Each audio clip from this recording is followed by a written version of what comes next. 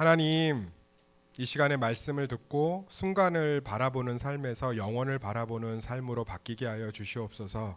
그리하여 순간의 삶은 힘들지만 영원을 바라보며 소망을 회복하게 하여 주시옵소서. 예수님의 이름으로 기도드렸습니다. 아멘. 순간에서 영원으로라는 제목을 가지고 말씀을 살펴보도록 하겠습니다. 한번 따라하겠습니다. 순간에서 영원으로. 인생에 좋은 경험들 참 많죠. 그런데 진짜 좋은 경험 중에 하나가 고생 끝에 낙이 오는 경험을 하는 게 참 보람되고 좋은 경험인 것 같아요. 어려운 시험 공부할 때는 참 힘들지만 합격을 하고 나서 좀 더 나은 삶을 살 때 얼마나 좋습니까? 제가 아시는 집사님 자녀도 시험에 이제 2번 떨어져서 2년 동안 되게 힘들어했거든요. 그래서 옆에서 같이 기도하면서 봤는데, 근데 결국은 그 어려운 시험을 합격해서 지금은 여자친구도 생기고, 피아노 선생님이라고 음악 선생님이라고 하더라고요. 그 중학교인가 고등학교. 그리고 굉장히 자신감도 넘치고 멋있어졌다고요. 그러니까 고생 끝에 낙이 오는 거죠. 또 어떤 게 있겠어요? 내가 짝사랑하고 되게 좋아했는데 나하기 싫다고 하던 이성과 나중에 그 마음을 받아줘서 교제했을 때 얼마나 그 기다림이 잊혀질 정도로 행복하겠어요. 저도 좀 그런 것 같아요. 이렇게 야식도 안 먹고 또 운동도 하면서 살이 좀 빠지니까 고생 끝에 좀 낙이 있는 것 같아요. 그 음식을 참을 땐 힘들었는데 요즘 선물해 주신 와이셔츠들을 그동안 사실은 못 입었거든요. 그런데 많은 분들이 저를 베거나 이렇게 입는 줄 알고 주시는데 못 입었어요. 그런데 요즘 조금 빠져서 이제 정상적인 옷들을 좀 입습니다. 그러니까 되게 좋더라고요. 던롭 와이셔츠가 그렇게 매끄럽고 좋은지 처음 알았어요. 그래서 입고 혼자 이렇게 만지고 좋아하고 막 이러는데 고생 끝에 낙이 있는 거죠. 다이어트를 좀 성공하니까. 그리고 또 열심히 일하고 나서 연금을 잘 부어서 그것들이 나중에 노후에 연금이 개시되면 그것도 참 고생 끝에 낙이 있지 않나요? 젊었을 때는 좀 고생했지만 노년이 돼서 따박따박 연금이 넉넉하게 나오면 그걸 가지고 여유로운 노후 생활을 보낼 수 있지 않겠습니까? 그러니까 오늘 말씀도 그런 얘기예요. 요한계시록 14장은 아주 독특하게 구성되어 있습니다. 앞에 보면 7 나팔의 재앙이 나와요. 그 7 나팔의 재앙이 굉장히 무섭습니다.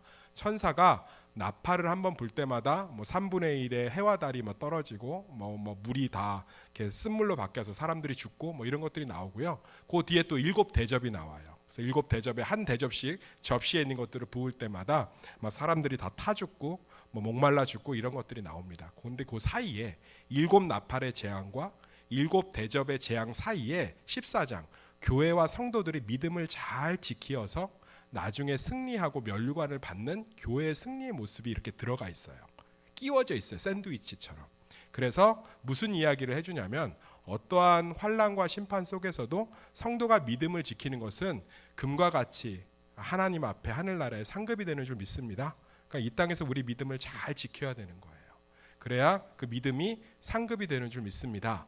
그런데 믿음을 지킨다는 건 무언가 방해하고 그 믿음을 흔드는 존재가 있다는 거겠지요. 그래서 오늘 말씀을 통해서 우리 성도님들이 믿음을 잘 지켰으면 좋겠어요. 예수 믿는 길 쉽지 않아요. 믿음을 지키는 거 녹록치 않습니다. 끝까지 기도하고 하나님 앞에 예배를 타협하지 않는 거 쉽지 않은 길이에요. 그러나 그 믿음을 잘 지켰을 때 우리 영원히 살 천국에서 다시 오시는 예수님 앞에서 우리 참된 상급을 누리게 될 줄 믿습니다.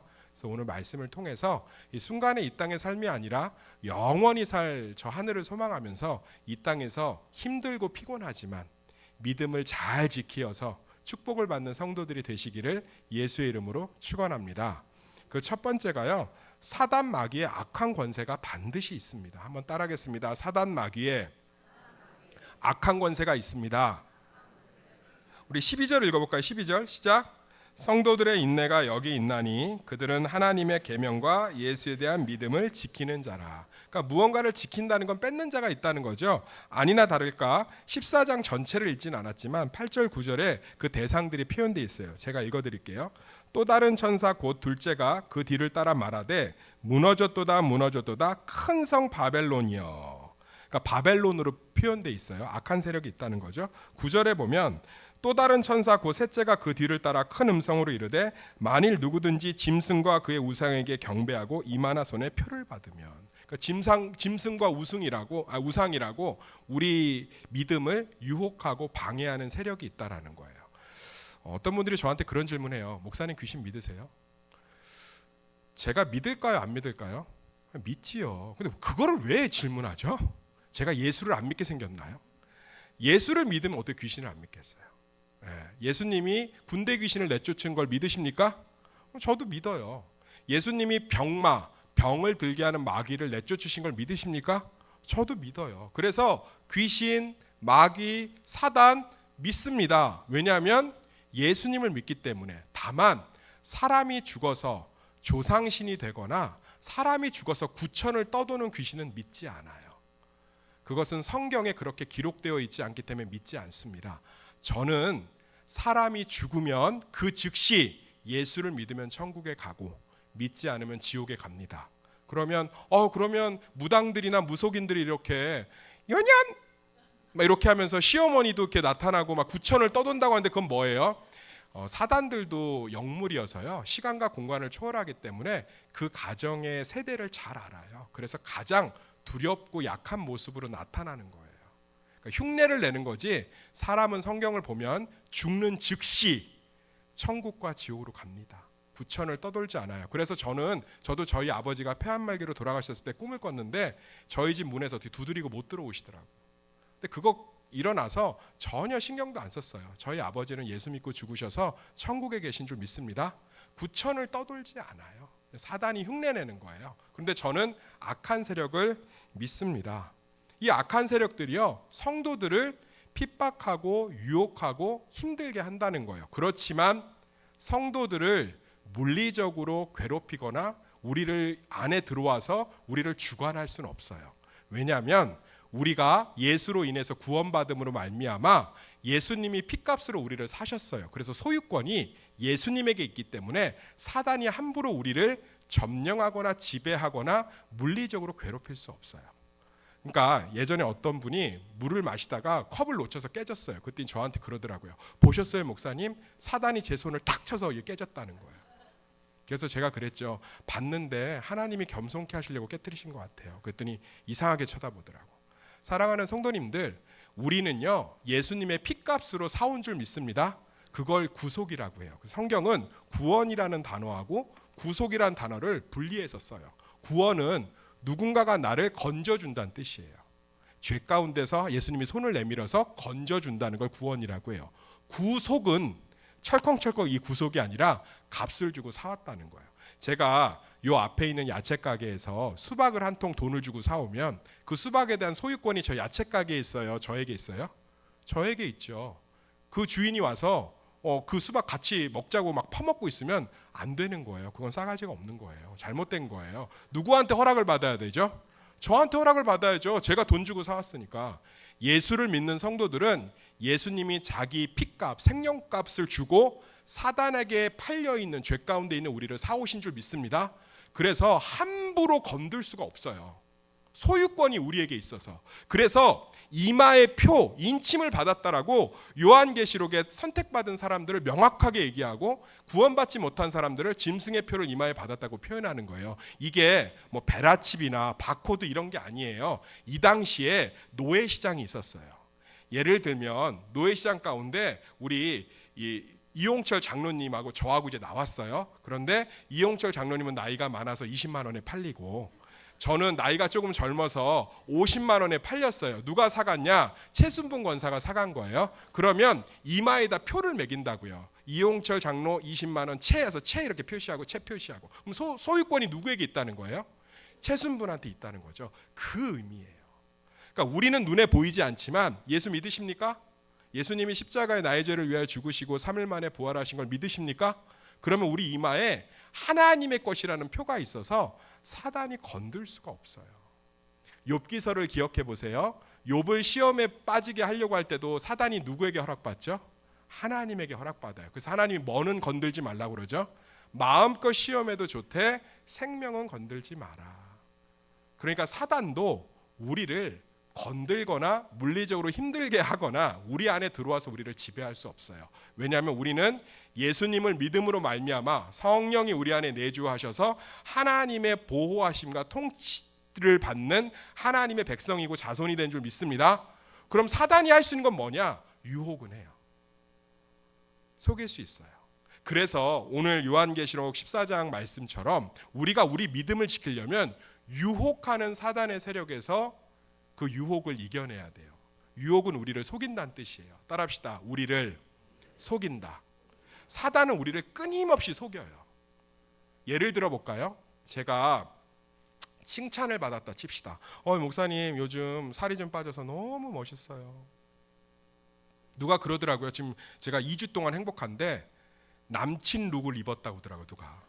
목사님 청바지에 흰 티 입으니까 그거 남친 룩인데 너무 잘 어울려요. 그럼 제가 방에 와서 앉아 있으면 사단이 유혹하는 거죠. 너 멋있대. 너 잘 나가는 것 같아. 너 진짜 괜찮은 것 같아. 야, 너 진짜 잘 나가. 그러면 갑자기 교만해지는 거죠. 나 잘 나가고 이렇게 멋있는데 날 이거밖에 대접을 안 해줘? 사단이 그 짓을 한다는 거예요. 사단이 우리를 끊임없이 유혹해요. 자, 우리가 넘어집니다. 넘어지면 누구의 은혜가 더 필요한 거죠? 하나님의 은혜가 필요하죠. 근데 사단은요, 유혹하고 속여요. 네가 그 모양 그 꼴이지. 너 안 돼. 야, 네가 무슨 예배나, 야, 너나 잘 살면서 예배 나오고 기도해라. 그리고 누가 지나가다 인사를 안 받았어요. 그러면 그건 그 사람이 모를 수도 있는 거고 저기할 수도 있는 거죠. 야, 제가 너 무시한다. 그러면서 20년 전 일까지 떠오르게 하는 거예요. 20년 전에 제가 너 멸시하고 천시하고 무시했어. 야, 네가 가만히 있으니까 가만히로 보는 거야. 들이받으라고. 찢어놔. 그럼 막 이제 막 감정이 막 불타는 거예요. 권사님 일로 와봐요. 내 인사 왜 안 받아요? 네? 나 몰랐어요. 모른 척하지 마요. 1980년대 기억 안 나요? 네? 자녀가 성적이 떨어지면 사단이 가만히 있다가 우리 믿음을 흔들어요. 자녀의 인생과 축복은 하나님께 있는 줄 믿습니다. 근데 그걸 속이는 거예요. 저 성적 갖고 뭐 하고 살겠니? 추운데 추운 데서 일하고 더울 때 더운 데서 일하게 되는 거야. 네가 야구르트 팔면서 학원 다녀봤자 쟤 다 까먹었어. 네 인생 끝났어. 그러면 어떻게 되는 거야? 너 이놈의 새끼 일로 와. 사랑하는 성도님들, 사단이요, 우리 믿음, 말씀 가운데 있는 우리 믿음, 예수 그리스도의 사랑 가운데 있는 우리 믿음, 예수님의 십자가 가운데 있는 우리 믿음을 계속 유혹하고 흔들어요. 나를 보게 만들고 내 공로를 보게 만들고 내 자신을 보게 만들고 세상을 보게 만드는 거예요.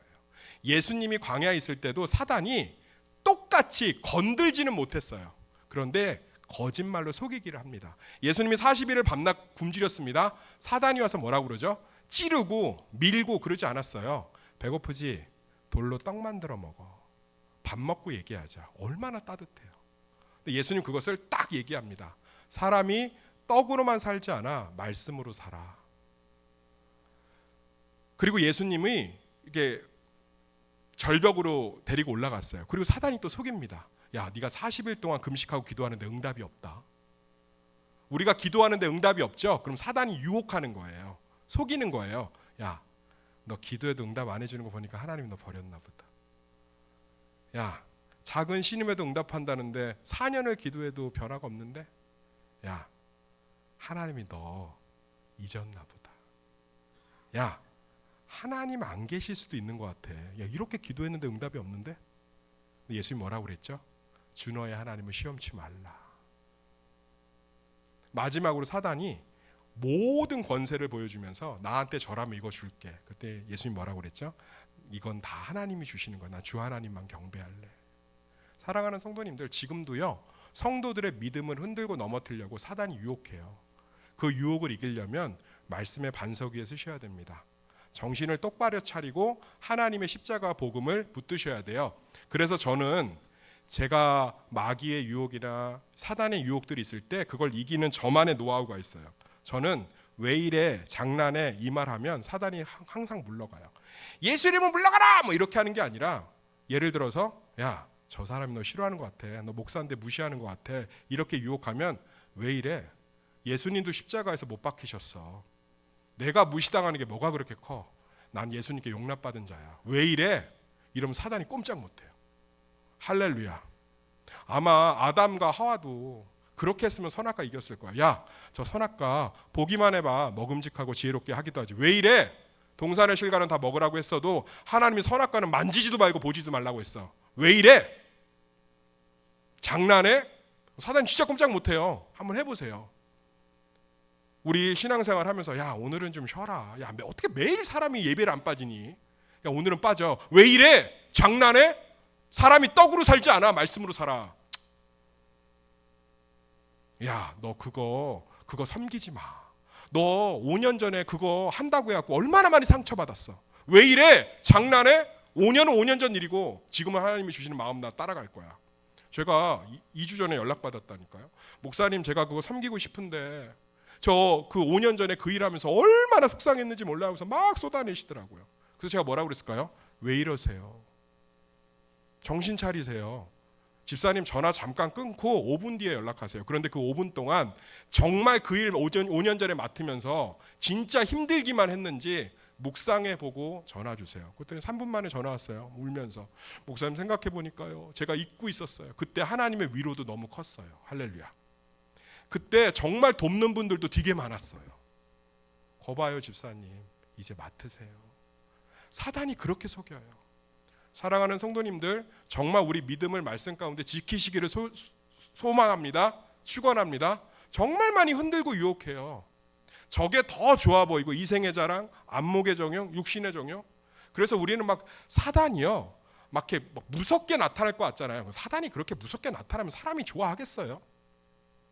아니 하와 곁에 뱀의 모습으로 나타났다고 하지만 그게 정말 하와가 좋아하는 모습으로 나타난 상징이지 뱀이 아주 교활하잖아요.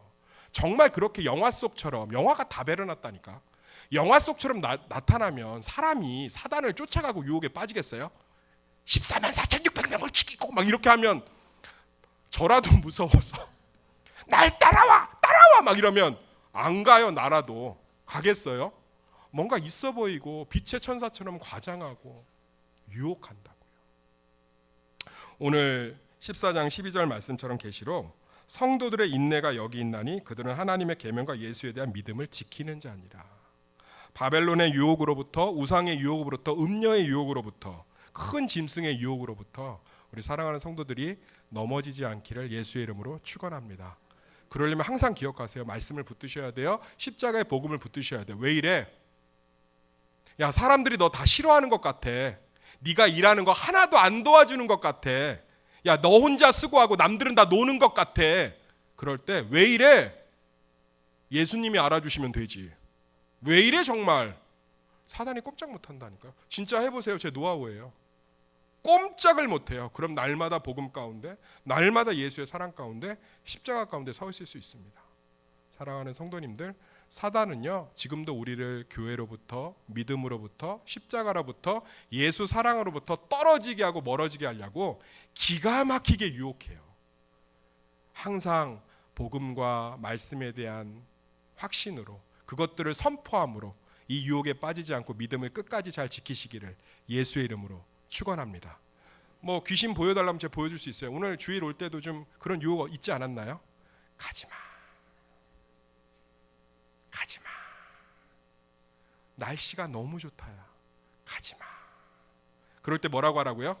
왜 이래? 사람이 말씀을 들어야 살지. 날씨가 좋으면 뭐하니? 내 영혼이 빈곤한데. 입 다물어. 아무 말도 못해요. 사랑하는 성도님들 믿음을 지키셔서 인내하셔서 예수님 앞에서 그 믿음을 지킨 것이 상급이 되기를 소망합니다. 두 번째로요. 우리의 모든 죽음은 주 안에 있습니다. 한번 따라하겠습니다. 우리의 모든 죽음은 주 안에 있습니다. 제가 13절 상반부니까 제가 읽어드릴게요. 한번 들어보세요. 또 내가 들으니 하늘에서 음성이 나서 이르되 기록하라. 지금 이후로 주 안에서 죽는 자들은 복이 있도다 하시매. 죽음은 세상의 관점으로 볼 때 절대로 복되지 않아요. 그래서 우리나라 속담을 보면 죽음이 얼마나 절망인지를 잘 드러내줘요. 한번 맞춰볼까요? 개똥밭에 굴러도 어디가 낫대요? 이승이 낫. 다 알잖아요. 실제로 이승이 더 낫다고 생각하는 거예요. 죽음은 좋은 게 아니에요. 또 무슨 얘기도 있죠?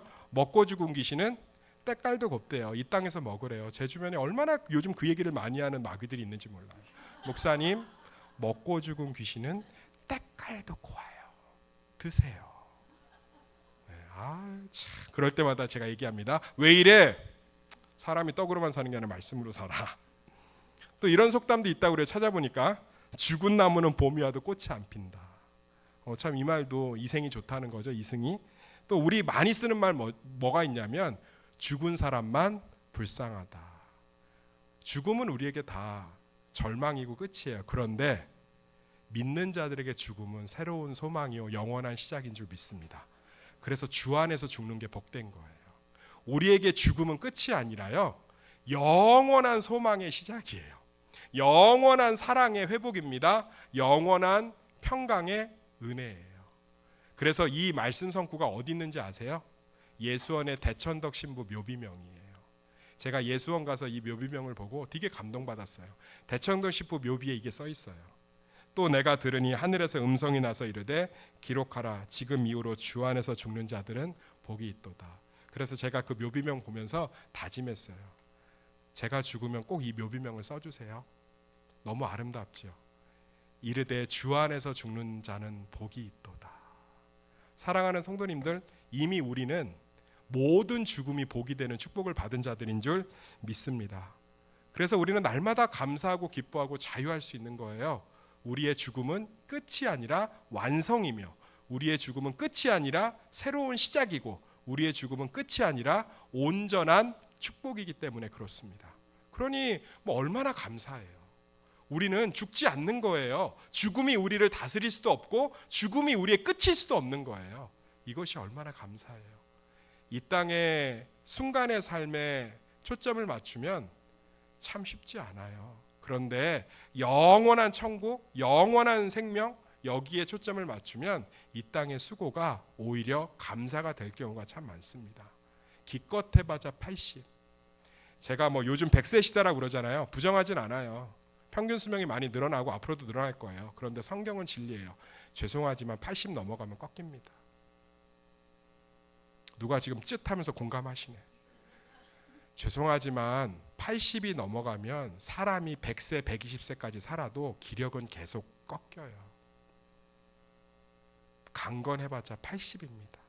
그러면 80년을 사는 모든 생의 인생을 걸기보다 영원히 살 천국의 소망을 두고 사는 게 지혜이며 복이 아니겠습니까? 우리의 이 땅에서 삶은 순간입니다. 그러나 영원한 삶이 있습니다. 그래서 우리는 죽음도 두렵지 않은 거예요. 그것을 향해서 소망을 놓지 않는 우리 성도들이 되기를 예수의 이름으로 축원합니다. 마지막으로 교회를 위한 모든 것은 상급이 됩니다. 한번 따라하겠습니다. 교회를 위한 모든 것은 상급이 됩니다. 13절 2절 하반부, 제가 13절 두 번째 하반절을 제가 읽어드릴게요. 성령이 이르시되 그러하다. 그들이 수고를 그치고 쉬리니 이는 그들의 행한 일이 따름이라 하시더라. 이게 무슨 얘기냐면 예수님 오시고 그 앞에 설 날이 온다는 거예요. 그때 무엇이 남을까요? 제가 이 시간에 한번 질문을 드릴게요. 팀 켈러 목사님의 죽음에 관하여 우리 부부 성경 공부 때는 다 했는데요. 거기에 보면 이런 얘기가 나와요. 사단은 현대의 믿는 자들, 크리스천들을 공격하는데 핍박과 유혹이라는 방법을 잘 쓰지 않는다. 오히려 영원히 죽지 않을 것 같이 순간에만 집중하게 살게 한다. 죽음을 기억하고 떠올리지 못하게 한다는 거예요. 그래서 지금 내 젊음이 영원할 것 같고, 지금 내 삶이 여기가 전부인 것 같고, 그래서 저 하늘의 상급이나 저 하늘의 소망을 두지 못하게 한다는 거예요. 제가 3초 드릴게요. 여기 있는 우리 모두 죽습니다. 제가 또 3초 드릴게요.